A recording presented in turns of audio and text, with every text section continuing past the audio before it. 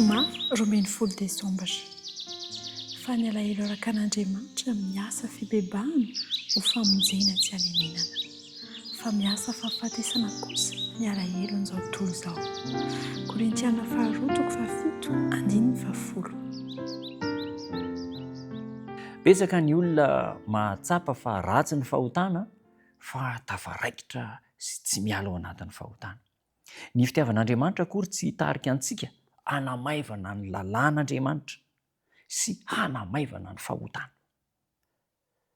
Tsy ho sarotsaroana ny fahotana fa tena ho pitsirina amin'ny masom-bavana ary hialana mihitsy ny fahotana.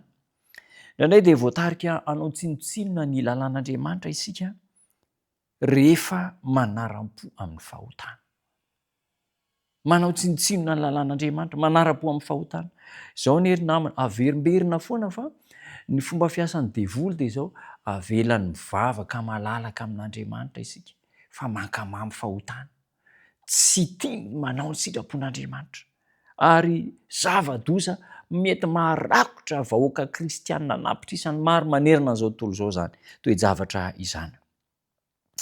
Maro no mitonina ho kristianina tahaka ny Kaina, manoloana ny fiekana ny fahotana, tahaka ny Akana azafady. Maro mitonina ho kristianina tahaka ny Akana, manoloana ny fahotana. Kanefa dia izao ny mahatonga azy hankala fahotana dia ny voka-dratsy aterany fa tsy ny maharatsy an'ilay fahotana.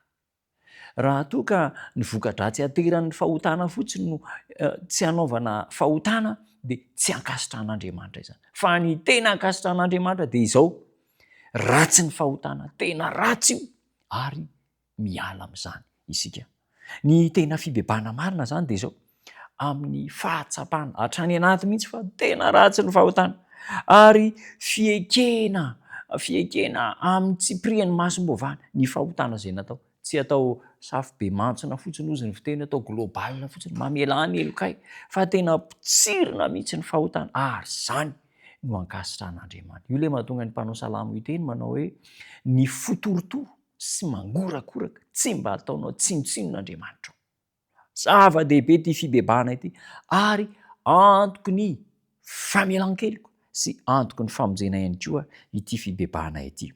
Mahatonga ny mpanota ho afa-po amin'ny tenany fotsiny ny fahatahorana ny vokatry ny fahotana fa tsy fahatahorana ny maharatsy ny fahotana. Any ka raha tsy misy vokatra ateraky ny fahotana eo amin'ny fiainan'ilay olona anankiray, vokatra ratsy, dia milomano sy mitakosina eo amin'ny fahotana eo ihany izy. Ry namana, aoka alahelo noho ny ota. Ny alahelo noho ny ota dia tsotra ihany, ratsy ny fahotana ary dia miala amin'ny fahotana.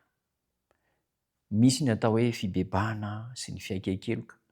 Ny fiaikekeloka dia fahatsapana fa tena ratsy le fahotana natao, ratsy ary ny fibebahana dia tsotra, miala mihitsy amin'ilay fahotana, miala ka tsy tanteraka ny fiaikekeloka raha tsy arahana fibebahana.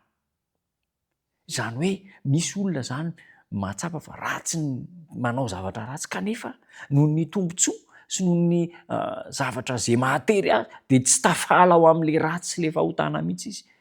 Fiaikekeloka tsy tonga amin'ny fibebahana. Ohatran'ny ny Jodasy. Jodasy nge namadika an' Jesosy e, namadika ara-marina fa izao nitohizany lalana hatrany amin'ny famonoan-teny. Petera ihany koa namadika an' Jesosy, lozaka fa namadika ara-marina fa i Petera dia niala tamin'ny ratsy nataony. Ry namana, raha misy vanim-potoana tokony tonga antsika hibebaka, hanolo tena ao an'Andriamanitra, hanongonongo fo, hanongonongo tena ny fibebahana sy ny fiaikekeloka dia tena atao amin'ny fo dia izao fotoana izao fotoana farany izay mabetsaka ny faharatsiana ara-pitona teny, mabetsaka ny fahotana izao. Mba ianao anelay malahelo noho ny ota, mba izaho anelay malahelo noho ny ota, miaikeloka dia mibebaka ary miala amin'ny ratsy ary Andriamanitra dia vonona amela ny helokontsika, amela ny fahotantsika. Hotahina ianao, hotahina isika rehetra. Andeha hivavaka. Tombo tsara ho misaotra anao zay no niafatra sarobidy omenao. Mpanota izahay, miaikeloka matetika fa tsy mibebaka. Ampio zay Tompo, hiaikeloka ary hibebaka hiala amin'ny ratsy rehetra satria ianao efa vonina andray anay. Amela ny elokay arany adio ny fahotanay, ataovy tanteraka amin'ny fiainanay izany, noho ny anaranao Jesosy Tompo. Amen.